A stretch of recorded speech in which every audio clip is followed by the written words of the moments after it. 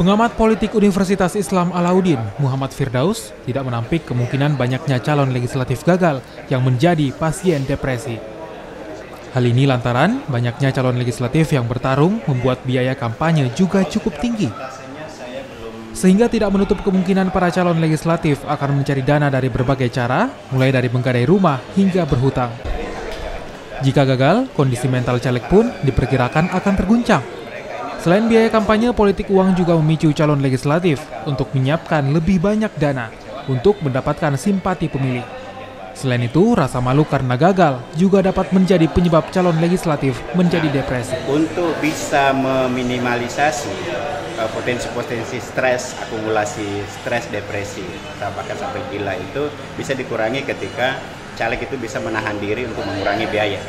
Karena sebenarnya faktor orang bisa depresi, stres, sampai gila itu adalah ketika akumulasi rasa gagalnya, harapan yang sangat tinggi, lalu kemudian gagal, energi yang habis, harapan-harapan ditambah lagi dengan finansial.